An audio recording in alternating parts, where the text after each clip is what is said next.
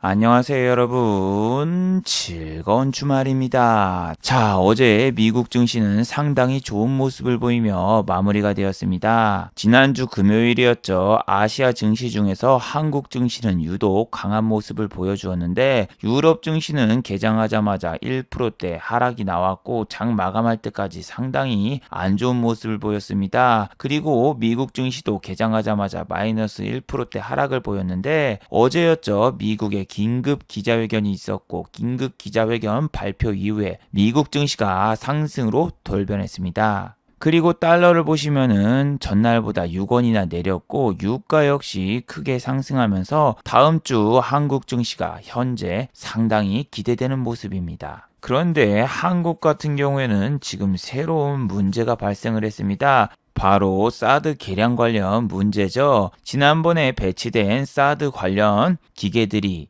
노후화가 되면서 교체를 하고 또 추가 장비를 재배치하면서 이제 중화권과 새로운 마찰이 일어날 수 있다. 이런 기사들이 나오고 있는데 자, 다음 주 한국 증시는 과연 어떻게 될까요? 오늘은 6월 스케줄을 보면서 6월 증시 전망과 그리고 어제 발표된 미국의 긴급 기자회견의 내용을 살펴보면서 다음 주 한국 증시 전망에 대해서 한번 알아보도록 하겠습니다. 자, 그럼 먼저 해외 시황과 국내 시황 그리고 이번 주 특징주를 한번 살펴보도록 하겠습니다. 자, 그럼 먼저 해외 시황입니다.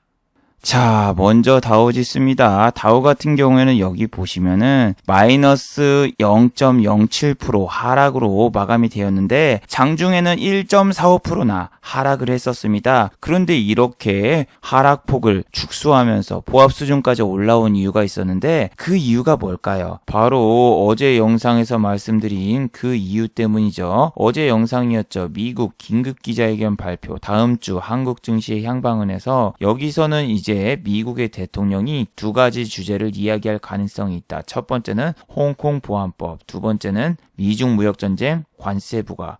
그 두 가지의 이야기로 이야기가 진행될 줄 알았는데 오히려 그거와 약간 반대되는 상황이 나왔습니다. 자, 어제 인터뷰 내용 같은 경우에는 중화권의 홍콩 자치권을 보장하겠다는 약속을 지적하면서 그동안 해왔던 특별대우 정책을 면제를 철폐한다. 뭐 이런 내용이었어요. 그런데 여러분 제가 지금 좀 신기한 사실을 알았는데 이 유튜브 같은 경우에는 정치적 민감한 표현과 그리고 사안 같은 경우에는 언급을 못하게 돼 있어요. 그래서 최근에는 제가 몇몇 단어를 이런 식으로 불렀었죠. 미국의 대통령은 럼프형, 중국의 주석은 진핑이형, 그리고 호다리 식구 이렇게 불렀는데 댓글로 자꾸 사람들이 이제 유튜브 정책이 바뀌어가지고 이런 단어를 그냥 언급해도 상관이 없다. 이 말을 해서 금요일날 같은 경우에는 어땠죠? 제 영상이 금요일날 올라와야 되는데 토요일날 올라왔어요. 왜 그렇다? 그분들의 말을 믿었는데 다 거짓말이었습니다. 어그로였어요. 이 단어들을 그냥 넣어서 영상을 만들었는데 당연히 노랑딱지에 걸렸고 그 노랑딱지를 수정하느라고 5시간이나 걸렸습니다. 보시면은 이렇게 100만 유튜버도 지금 럼프형이라는 단어를 넣어서 영상을 제작하니까 노랑딱지에 걸렸다 이렇게 나오는 것처럼 이거는 저뿐만의 문제가 아니에요. 이렇게 제가 돌려서 말하는 거는 제가 웃기려고 하는 게 아니라 유튜브 정책상 위반이 되기 때문에 어쩔 수 없이 지금 제가 돌려서 말하고 있습니다. 근데 여기서 지금 이 단어도 지금 보니까 노랑딱지에 잘 걸리는 것 같아요. 그래서 이걸 지금 킹콩이라고 이야기를 해야 되나 이 생각을 하고 있습니다. 킹콩. 그러면은 이번에 지금 나온 문제는 킹콩 보안법이라고 이야기를 해야 되나 이 생각을 하고 있습니다. 아무튼 약간 주제에서 벗어나는데 그동안 요 홍콩이 누린 혜택을 제거하겠다 이야기가 나왔지만 지금 중화권과 미국에 뭐가 있습니까? 무역전쟁. 무역전쟁에 대해서는 한마디도 언급을 안 했어요. 그래서 세계 증시에서 미국만 반등이 나왔죠. 유럽 같은 경우에는 기자회견이 3시에 발표를 했는데 그 전에 모두 장이 끝났고 반대로 미국은 마이너스 1% 가까이 하락 중에 상승으로 전환한 상태라서 한국 증시가 아직까지는 아침에 개파락으로 시작할 수 있는 상황은 아닙니다. 그리고 다우와 나스닥을 보시면 또 디커플링이 일어났고, 나스닥 같은 경우에는 지난번 고점을 돌파하려고 하는 모습까지 보여주었는데, 나스닥 참 웃기죠. 마이너스 0.47까지 빠졌다가 플러스 1.46 위로 더 올라가려는 모습이 지금 나오고 있어요.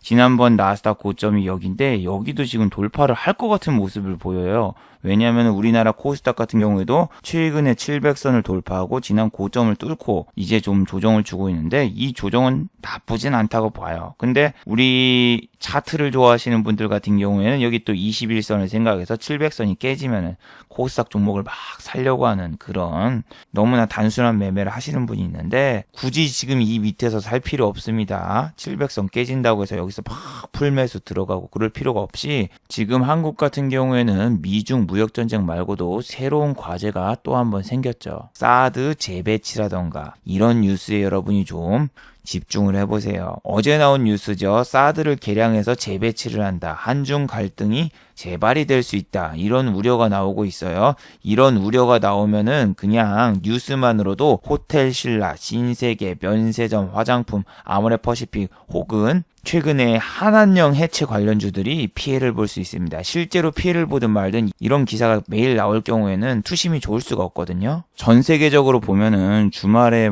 미국 쪽에서 확진자가 기하급수적으로 증가하거나 그런 모습은 보이지 않지만, 꾸준히 지금 전 세계적으로 확진자가 증가해서 600만 명이 넘었다고 나오죠. 그런데 이제는 확진자 뉴스가 아니라 백신 뉴스라던가 혹은 미중 무역전쟁이라던가 이런 쪽으로 관심을 다 쏠리게 만들어놔서 확진자가 증가되었다 이런 뉴스만 가지고는 증시가 빠지질 않아요. 지금 전 세계의 절반이 IMF에다가 구제금융을 신청한 상황인데, 지금 전 세계가 지금 망해가든 GDP가 역성장을 하든 말든 세계 증시와 그리고 한국 증시도 상당히 올라왔는데, 이러한 문제점이 언제 터질까? 이게 지금 초점에 맞춰져 있지 않고 지금은 미중 무역 전쟁이라던가 백신 뉴스만 계속 뿌리면서 증시를 억지로 끌어올리고 있는 상황이죠. 아니, 그래서 럼프 형이 대선 때문에 지금 계속 시선 돌리기를 하잖아요. 왜냐? 미국의 지금 경제 성장률이 저하가 되거나 혹은 코다리 식구 관련해서 확진자가 느는 건 이건 막을 수가 없거든요. 근데 이거는 막을 수가 없어. 그러면은 자기가 할 수 있는 거는 미중 무역 전쟁으로 시선을 돌리게 하고, 다른 사람들은 이게 지금 집중하는 게 아니라 이걸 지금 집중하고 있는데, 미중 무역 협상 같은 경우에는 자기가 컨트롤할 수 있는 범위 내에 있으니까, 만약에 미국의 실업자가 폭발적으로 증가했다 하면은 미중 무역 협상을 재협상하겠다라던가 뭐라던가 다른 걸로 해서 이쪽으로 시선을 돌리게 한 다음에, 경제 성장률이 만약에 역성장하거나 예상치보다 부합을 못하면은 그때 갑자기 중화권과 다시 한번 협상을 잘해보겠다 이런 얘기를 하면 증시에서 호재라고 반응을 해서 이렇게 올리는데, 지금도 그렇죠. 지금도 럼프 형은 홍콩 특별지위 박탈을 미리 예고를 했었고, 그것 때문에 증시가 약간 조정이 왔다가 또 중화권 추가 관세라던가 이런 거에 대해서는 언급을 안 해가지고 미국 증시는 결국 상승이 나왔는데, 너무 수가 빤히 보이는 것 같아요. 그리고 나스닥에 보시면은 마이크론 테크놀로지 반도체 관련주죠. 3.10% 상승을 했고, 인텔 역시 2% 가까이 상승을 해서 이 필라델피아 반도체 지수가 지난주 같은 경우에는 어떻게 됐습니까? 2.65%나 상승을 했습니다. 그 뜻은 아침에 하이닉스라던가 삼성전자 같은 경우에는 좋은 모습을 보이고 올라갈 수는 있겠죠. 여기서 말씀드린 건 아침에 갭이 뜬다는 얘기예요. 갭이 떠서 갈 수 있는데, 최근 삼성전자하고 하이닉스 같은 경우에는 시장에서 별로 주목을 받지 못하고 오히려 최근에는 시간 외부터서 매도하려는 그런 모습이 많이 나오고 있는 주식이 삼성전자하고 하이닉스예요. 왜냐하면은 상승률이 어제도 말씀드렸지만 전혀 없거든. 아니, 좀 상승을 어느 정도 했어야지 삼성전자 하이닉스를 사지, 삼성전자 같은 경우는 그래도 5만원대를 돌파를 했으니까 여기 계신 분들 뿐만이 아니라 지금 여기하고 여기 있는 사람들이 수익이란 말이에요. 근데 하이닉스 같은 경우에는 여기하고 여기를 제외하면은 수익이 나는 사람이 한 사람도 없어요. 이거는 진짜 이틀 3일날 빼면은 하이닉스는 모두 다 손실이기 때문에 하이닉스의 최근 행보가 너무 안 좋은 상황인데, 지금 현재 반도체의 실상이 어떻죠?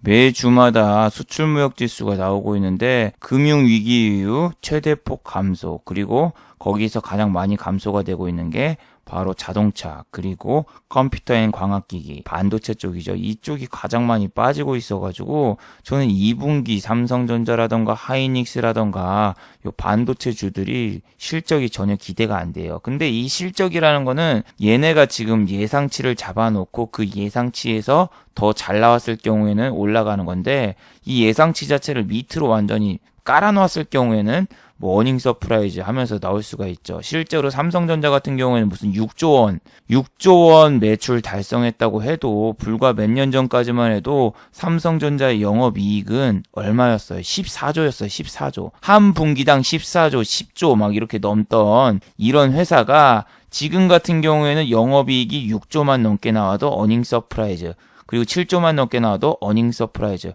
근데 반대로 해보면은 영업이익은 반토막이 난 거거든요. 반토막이 난 건데도 불구하고 이 영업이익 예상치를 낮게 잡아놓고 그 다음에 실적이 좋은 것처럼 말하는데, 반도체주들 최근 행보를 보세요. 금요일날 반도체는 테스트를 제외하고 대부분 내렸죠. 유니테스트, ESN, 예스텍, 그리고 AD 테크놀로지, 그리고 또 뭐가 있죠?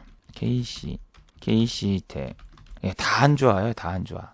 그리고 기아차 같은 경우에는 현대차와 달리 지난주에 무려 7%나 이렇게 상승을 했는데, 실적 개선이 기대된다고 하면서 나오는데, 최근에 기아차라던가 현대차 공장이 셧다운이 됐던 곳이 미국이든 어디든 다 다시 재가동이 됐고, 지금 최악보다는 어느 정도 실적 개선이 되지 않을까 하는 그런 기대감에 오르지만, 자동차라던가 이런 관련주는 기술적인 반등이 있어도 지금 꾸준한 우상향이 나오기 상당히 힘든 종목이라서, 요렇게 지금 기아차가 종가 고가로 마감됐어도 요 창구가 CS하고 메릴린치잖아요. 단타의 제왕입니다. 고가로 했으면 다음날 다 빼버리고 갈 수 있으니까 아침에 얘네들은 좀 주의하시는 게 좋다고 봅니다. 그리고 다음 주 같은 경우에는 제 예상 시나리오는, 자, 여러분 코스피하고 코스닥에서 오른 종목과 내린 종목 보면 당연히 내린 종목이 많은데, 아침에는 말이죠, 일단 여기서 하락했던 종목들이 오히려 상승으로 가고, LNG라던가 이 선박 수주 때문에 올라왔던 뭐 대우조선해양이라던가 요런 애들 같은 경우, 중공업 관련주 같은 경우에는 오히려 아침에 조정을 주고 시작할 수가 있다고 개인적으로는 생각합니다. 지금은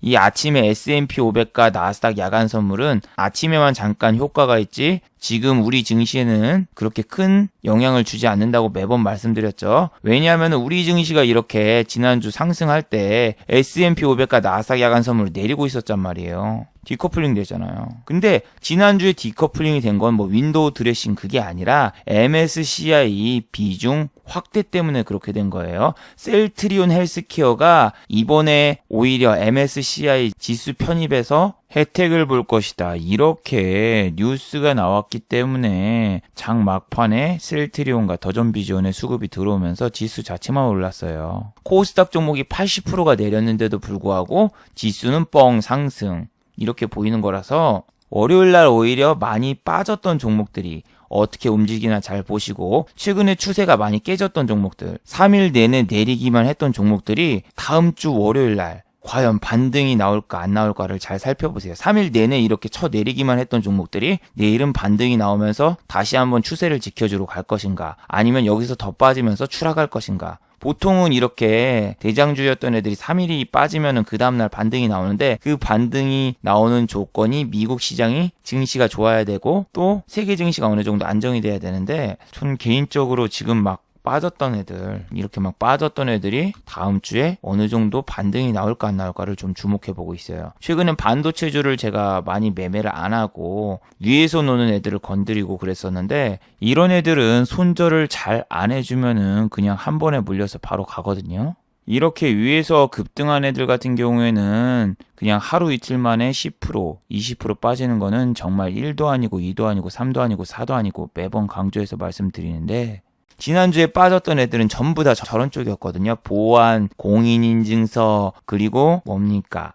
뉴딜 관련주, 이런 애들은 싹 다 빠졌어요. 싹 다 빠졌고, 뭐 K사인 같은 경우는 일주일 내내 내리다가 이렇게 마무리가 되는데, 이렇게 일주일 내내 내릴 수도 있어요. 근데 보통 보면은 하나 둘 셋 3원봉 매매라고 3년 전에 제가 올렸던 매매법도 있는데 이거는 좀 알아서 참고하시고, 그래서 저는 지난주에 조정을 계속 줬던 애들을 내일 집중적으로 볼까 생각합니다. 오히려 이렇게 양봉으로 끝났던 애들은 아침부터서 이제는 섹터 순환매로 인해서 좀 빠지지 않을까. 얘네는 선박수주했다 뭐 했다 하면서 이렇게 뉴스로 이렇게 올랐는데 여기서 더 치고 올라간다고 해도 밀릴 것 같은 그런 생각이 들거든요.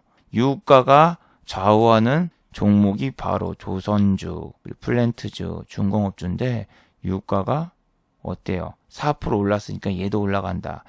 그렇기보다는 아침에 잠깐 올려놓고 뺄 수 있는 상황이 더 많거든요. 기관 같은 경우에도 지금 하나, 둘, 셋, 넷, 다섯, 옳지 사놓고, 그리고 이 매수 주체가 금융투자하고 연기금 주축이라서 얘네를 또 아침에 올릴까 말까 일단은 지켜보는데, 저는 양봉으로 뽑았으니까 조정 나올 거라고 어느 정도 보고 오히려 다른 쪽 섹터를 집중해 보려고 지금 계획 중에 있습니다. 일단 아침에 반도체주는 시작이 나쁘진 않을 거라고 보는데, 최근에 추세가 아까 말씀드린 듯이 많이 좀 조정이 나오거나 아니면 많이 좀 지지부진한 모습을 보여서 게임주라던가 뭐 언택트 관련주를 다시 봐야 되나 이런 생각도 하고 있습니다. 호텔신라 그리고 신세계 요런 애들은 사드 쪽에 좀 영향이 있기 때문에 또 빠지면서 시작을 할 수가 있고, 요 항공주 같은 경우에도 저 중화권과 역시 문제가 있기 때문에 지난주에 오르면서 끝났던 티웨이 홀딩스 이런 애들 같은 경우에는 더 빠질 수 있어요. 예림당은 출판 업종이어도 티웨이 홀딩스의 지분, 티웨이 항공의 지분을 가지고 있어가지고 항공주로 보시면 돼요. 그런데 여기서 여러분 기사를 하나하나씩 좀 더 자세히 한번 살펴보시면은 이 사드 개량이 과연 사드 확장인가 아니면 정말 장비 교체인가 이거에 대해서만 한번 보시면은, 일단 우리 정부에서는 장비 교체만 있고 중화권에 사전 양해를 구했기 때문에 부정적인 반응을 보이지 않을 것이라는 그런 이야기가 나오고 있어요. 그리고 이거는 그냥 단순한 장비 교체다, 장비를 업그레이드하거나 새로 또 사드 배치를 하는 게 아니기 때문에 그다지 민감하게 반응하지 않아도 된다, 이렇게 국방부에선 얘기를 하고 있는데, 하지만 시국이 시국이죠. 지금 현재 중화권은 홍콩 보안법과 함께 대립을 하고 있기 때문에 중화권 대사관에서는 한국 정부가 홍콩 보안법에서 자신의 편에 지지해 주기를 원하고 있는데, 우리가 이제 중화권의 편에 들어준다 이렇게 지지를 발표하면은 미국 측에서 또 가만히 있을까요? 미국 측에서는 한국 방위비 그럼 더 올린다 뭐 한다 하면서 협박을 할 수 있고 여러 가지 안 좋은 상황이 날 수가 있는데, 저도 솔직히 개인적으로는 이거 배치한다고 뭐 일이야 있겠어 이렇게 생각을 하지만, 만약에 요 진영 선택 문제에 관해서는 조금 문제가 있을 수 있다고도 보는데, 일단 당장 월요일에는 중국 소비주라던가 뭐 이런 데는 상승폭이 약간 둔화되는 정도, 뭐 그 정도로밖에 저는 생각하고 있지는 않아요. 그리고 한국 증시의 전반적인 상황 같은 경우에는 어제 올린 영상, 미국 긴급 기자회견 발표, 한국 증시의 향방은 이 영상을 참고해 주시고, 그리고 5월 27일 날 말씀드린 웅진에너지 있잖아요. 웅진에너지 같은 경우에는 6월 1일이 바로 상장 폐지하는 날이에요. 그러니까 여러분은 마지막 불꽃쇼가 나올 수도 있지만 이런 종목은 하면 안 된다, 이렇게 말씀드렸죠. 지난번에는 갑자기 히토류라던가 그리고 뭐 유니온 머티리얼즈 유니온, 그 다음에 미중 무역전쟁 관련주 샘표 이런 애들이 급등하면서 이 웅진에너지 같은 경우에는 몇 프로가 급등을 했습니까? 하루에 215%가 올랐어요. 그래서 사람들이 이런 데 많이 들어가고 따라 들어가고 언젠간 한 번은 슈팅을 주겠지. 왜? 앞으로 장이 빠지면 정리매매 종목들이 갈 수 있으니까. 하지만 주식은 예측이 아니라 대응의 영역이고, 이 정리매매 종목들은 30분 단일가 매매이기 때문에 이게 할 수가 없어요. 본인들이 이걸 컨트롤을 할 수가 없어. 그래서 아침에 어제 보시면은 10시 30분에는 이 종목이 무려 30%나 올랐어요. 근데 밑에서 30% 빠졌다가 30%가 올라서 여러분 생각에는 밑에서 잡았으면 60%나 수익이네. 아, 대박이구나. 이 생각을 하지만 어떻게 됐어요? 장중에 마이너스 38%까지 빠졌다가 플러스 30%까지 올랐다가 다시 종가는 마이너스 38.8%. 위에서 잘못 잡았으면 하루에 60% 손실. 그리고 시간 외에서 갑자기 빵 하고 올랐나? 시간 외에서도 마이너스 25% 손실. 그러니까 내 계좌가 종가까지 얼마 할까요? 마이너스 85%의 손실을 볼 수 있는 아주 무시무시한 종목인데, 이런 종목은 아무리 올라도 건드리지 말라. 5월 27일 날 분명히 말씀드렸어요. 주식으로는 깡통 차지 않고 이게 경험이 쌓이다 보면은 어떻게든 요령이라던가 혹은 종목을 보는 눈이라던가 뭐라던가 생기는데, 이 주식 시장에서 팍 수익이 어느 정도 났다 그러면은 막 올인 베팅은 아니어도 투자금을 키우다가 결국에는 손절이 안 돼서 한 번에 무너지는 경우, 아니면은 오히려 손실을 많이 봐가지고 에라 모르겠다 싶어서 웅진에너지 같은 정리매매 종목에다가 올인 베팅 때렸다가 망하는 경우, 이런 두 가지 경우가 상당히 많은데, 이 웅진에너지 같은 경우에는 절대 손을 대서는 안 되는 종목입니다. 그리고 여기서 한국의 증시 스케줄을 한번 살펴보시면은, 일단 6월 4일이죠. 4일 뒤입니다. ECB 통화정책회의가 나옵니다. 이번에도 과연 코다리 19 관련해서 추가 정책이 나올까? 이걸 잘 봐주세요. 유럽 쪽에서 추가 정책이 나올 경우에는 유럽 증시가 상승을 하고, 그리고 우리나라 증시도 상당히 좋을 수 있어요. 물론 우리나라 증시는 미국 증시를 많이 따라가지만 유럽이 좋으면 미국도 좀 상승 반전하는 경우가 많고, 그리고 전 세계 증시가 좋으면은 한국 증시도 어느 정도는 따라가는데, 최근에 아무리 디커플링이 나온다고 해도 미국 증시가 급락하는데 한국 증시는 쉽게 안 오르거든요. 물론 금요일 날은 미국이 급락했지만 한국은 올랐어요. 하지만 이건 MSCI 리밸런싱으로 인해서 보이는 착각이고, 실제 체감 지수는 마이너스예요. 마이너스. 어떻게 반 이상의 종목이 80%의 종목이 내렸는데 지수가 오를 수가 있어요. 그거는 아니다. 자, 그리고 6월 9일 날은 FOMC 회의가 있고, 현재가 지금 제로금리 상태에 있는데 마이너스 금리에 대한 이야기가 나오면은 또 한 번 슈팅이 나올 수 있으니까 파월 연준 의원장의 이야기를 한번 잘 들어보시고, 6월 11일 같은 경우에는 선물 옵션 동시 만기일입니다. 자, 이번에 옵션 만기가 아니라 선물 옵션 동시 만기. 동시기 때문에 내 마녀의 날이라고 불리는데, 이럴 때는 정말 주가가 위로 갔다 아래로 갔다 정신이 없으니까 이날은 좀 여러분이 뭐 관망을 하시던가 아니면 투자금을 좀 줄여서 매매를 하시는 게 좋아요. 자, 그리고 6월 10일부터서 6월 12일까지는 G7 정상회담이 있습니다. G20 정상회담에는 한국이 참여를 하지만 G7은 한국이 참여를 할 수가 없어요. 과연 G7 정상회담에서는 어떠한 정책에 초점이 맞춰지고 어떠한 이야기가 나올지 주목을 해보세요. 자, 그리고 6월 25일부터서 26일 같은 경우에는 단오절로 중화권 증시, 홍콩, 그리고 앤 차이나 둘 다 쉽니다. 그래서 다음 달 25일부터 26일 요때는 상하이 종합지수를 확인할 필요가 없으니까 좀 빨리 매매를 해도 상관은 없습니다. 자, 그리고 시간의 매매에서 상한가를 간 종목 중 코데즈 컴바인이 있는데, 정말 희대의 작전주였죠. 옛날에 2,000원짜리 주식을 18만원 가까이 올렸던 희대의 작전주 나무위키에도 등록이 돼 있었죠. 이게 원래 상폐되고도 남았어야 되는데 무상 감자와 유상증자로 이렇게 했죠. 그리고 유상증자 가격이 그때 유통물량 부족 사태로 인해서 작전주로 거듭났던 종목이고, 이거는 거래소 자체에서 문제가 좀 있었던 사항이에요. 2,000원짜리 주식을 18만 4천원까지 올렸었구나. 이런 주식이 있는데, 지금 같은 경우에는 시간외에서 급등을 했어도 절대 따라 들어가면 안 됩니다. 이 주식이 시간외에서 급등한 이유는 그렇게 대단한 이유가 아니에요. 뭐 유용자산 양도 결정이라고 이렇게 나온 거 있는데, 이게 지금 나왔다고 해서 여러분이 뭐 상한가 간다고 해도 얘는 진짜 따라가면 안 돼요. 진짜 평소 거래량이 없기 때문에 빠지면은 사줄 사람이 없어서 못 팔아요. 이런 건 조심하시고, 이건산업 같은 경우에도 시간에서 상한가를 갔는데, 이건 베트남 뉴스가 있습니다. 베트남 뉴스를 살펴보시면은 이건산업 베트남 합한 관세부가 수혜 기대, 이 뉴스 하나에 시간 외에서 상한가를 갔습니다. 20만 주 정도 체결됐고 상한가를 갔는데, 이게 지금 상한가를 갔다고 해서 다음 주 또 상승을 할까? 지난번처럼 이렇게 찌라시 띄워놓고 빼느냐, 아니면 여기서 더 8,000원 돌파하고 가느냐. 돌파를 한다고 해도 위에서 뺄 가능성이 높아요. 찌라시를 올려놨고, DPC도 시간에서 거의 한번 상한가 찍을 것처럼 해놓고 오히려 잠깐 띄워놓고 다 팔았던 것처럼, 쟤도 저럴 수 있다 정도는 머릿속에 시나리오를 넣어두세요. 그리고 지난번이었죠. 작년 8월에 지소미아 파기라던가 불화수소 관련 뉴스로 일본과의 관계가 안 좋아지고, 지금 일본한테 자, 이번 달 말까지 지난번에 니네가 했던 수출 규제 철회를 해라, 이렇게 말을 했어요. 근데 일본 측에서는 답변이 없죠. 5월 31일까지니까 오늘까지인데 아마 답변이 없을 거예요. 일본에서는 그냥 그걸 또 취소하고 뭐 지소미아 무서워가지고 하거나 그러지 않습니다. 신경도 안 쓸 거고, 이런 뉴스가 나오면 또 모나미, 신성통상 뭐 이런 애들이 불매운동 수혜주가 뭐 오른다 이럴 수도 있어요.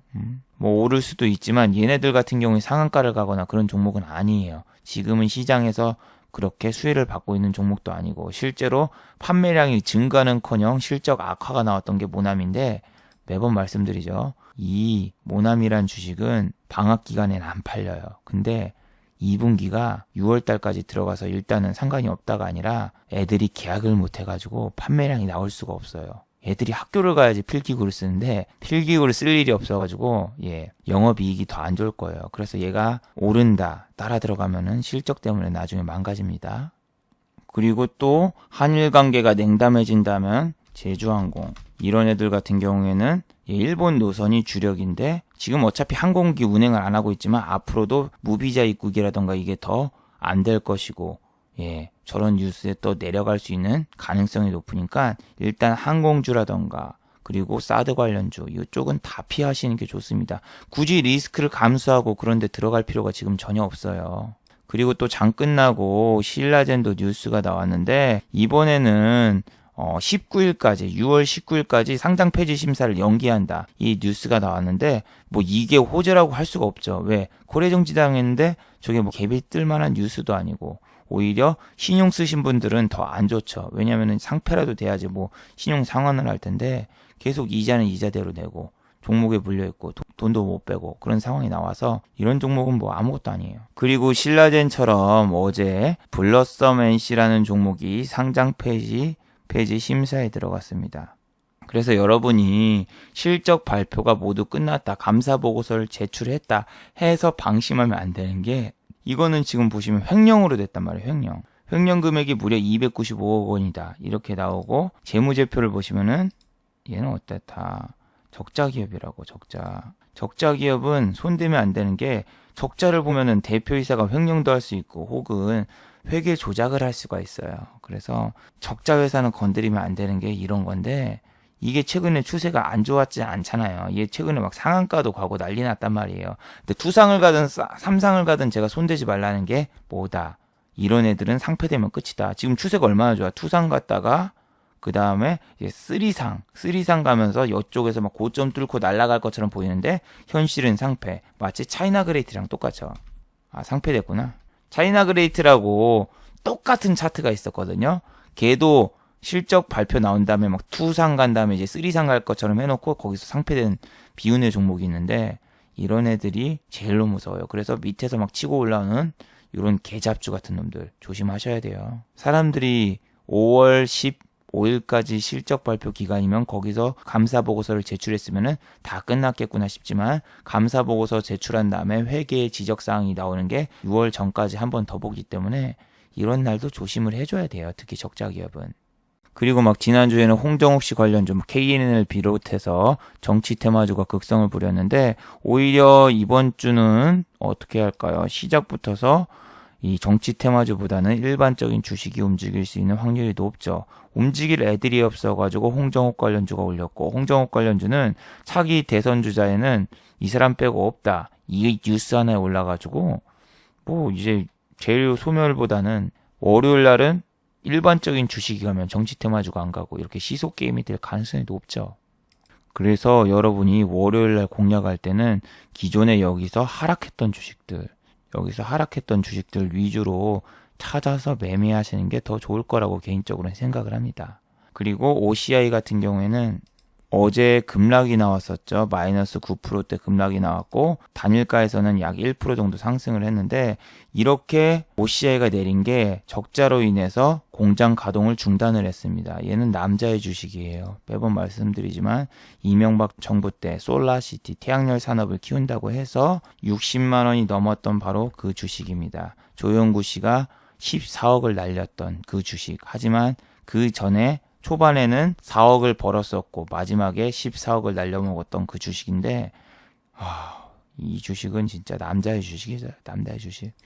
최근에는 무슨 찌라시 있었죠. 그린 뉴딜 정책이라던가 태양산업이라던가 풍력산업, 친환경 에너지를 확대하고 키운다. 어쩌고저쩌고 뉴스가 나왔는데 결국엔 적자폭, 폴리실리콘 가격이 문제였죠. 그 문제와 그리고 중국산 패널 때문에 지금 실적이 너무 안 나와서 이렇게 공장 가동까지 중단됐다. 이 뉴스에 지금 이렇게 급락이 나왔는데 말도 안 되는 정책들 여러분. 난 전 수소차도 진짜 말도 안 된다고 생각을 한다고. 국내에서 아무리 산업을 키워봤자 해외에서 육성이 안 되는데 그리고 국내에서 충전소가 지금 뭐 서울 수도권에 8개밖에 없는데 누가 그걸 사냐고 매번 말하는 것처럼 이렇게 정부에서 주도하는 정책도 타당성, 좀 실현 가능성 있고 타당성 있는 걸 봐야지 이렇게 솔라시티처럼 누가 봐도 안 되는 정책. 우리나라에서 여러분 태양열 풍력은 못해요. 풍력은 저희 제주도 하나 있는데 제주도 빼고는 건설할 수 있는 입지의 조건도 없고 거기서 생산되는 전기량 자체도 너무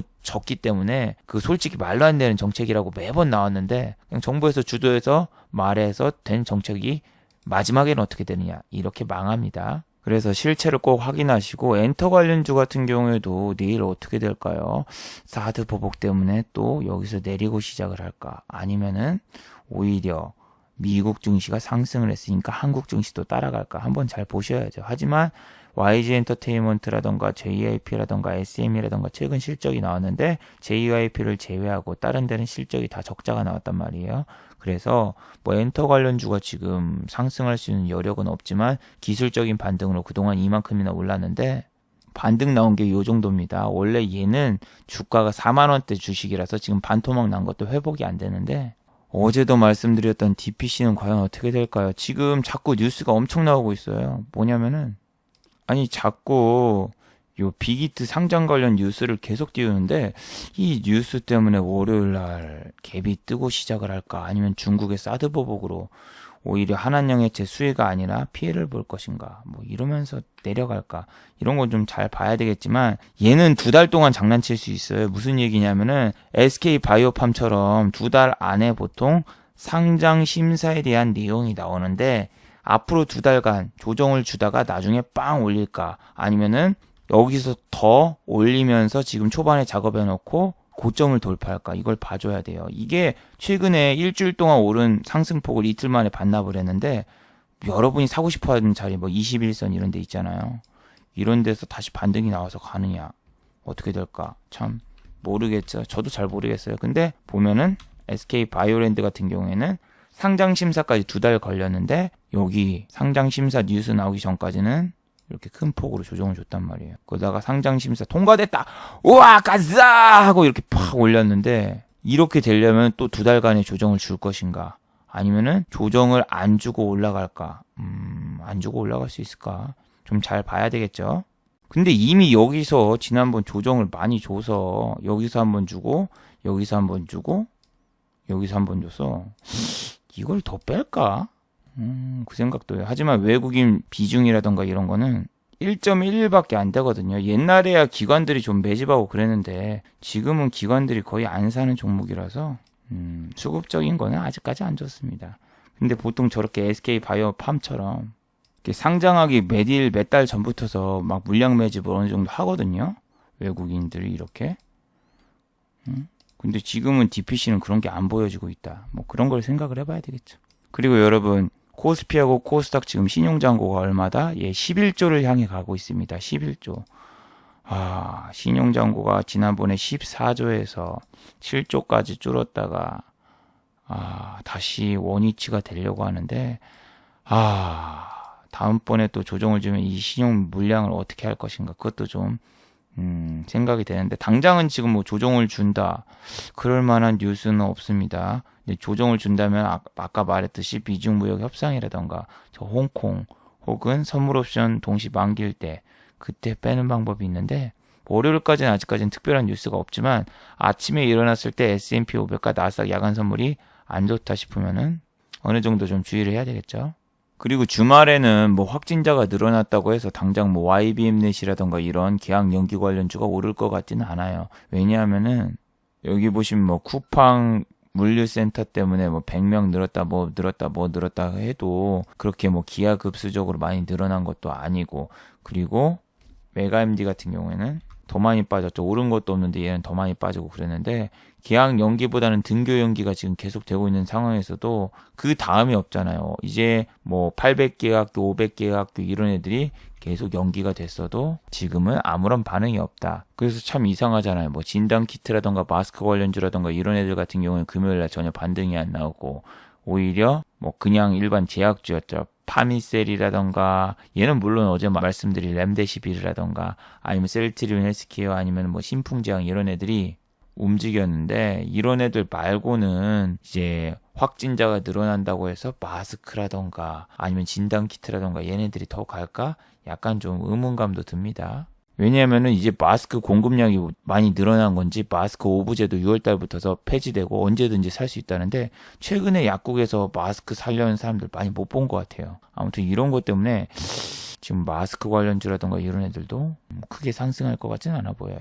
자, 마지막으로 한번 정리해 보도록 하겠습니다. 1번 사드 배치 계략 뉴스에 주의를 하도록 하죠. 자, 최근 한한영해체 기대감에 엔터주와 호텔, 면세점 관련주가 어느 정도 반등이 나왔는데 이러한 뉴스가 계속 나올 경우에는 투심 저하로 인해서 오히려 하락이 나오거나 상승을 해도 상승폭이 둔화되는 경우가 나올 수 있으니 현재 항공과 면세점 그리고 화장품주는 이러한 뉴스가 나올 때마다 크게 흔들릴 수 있으니 주의하시기 바랍니다. 자, 두 번째, 일본 수출 규제 관련주는 실적이 안 좋습니다. 자, 모나미를 포함한 신성통상은 이번 분기에 절대 실적이 잘 나올 수가 없습니다. 왜? 코다리 식구로 인해서 모나미 같은 경우에는 학교 개학을 안 했고 등교를 하지 않았기 때문에 필기구를 쓸 필요가 없었고 오히려 실적이 감소가 될 확률이 높죠. 신선통상 역시 면세점, 백화점들이 실적이 부진을 했기 때문에 2분기 실적이 안 좋은 확률이 매우 높습니다.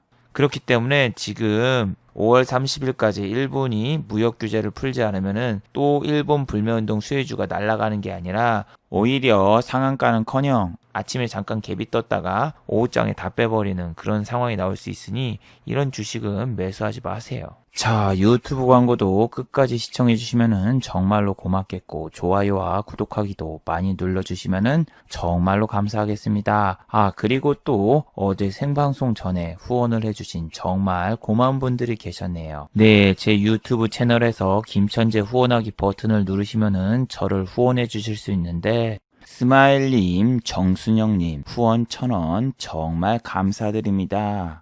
자, 다들 수고하셨고 즐거운 주말 되시기 바랍니다. 다들 수고하셨습니다.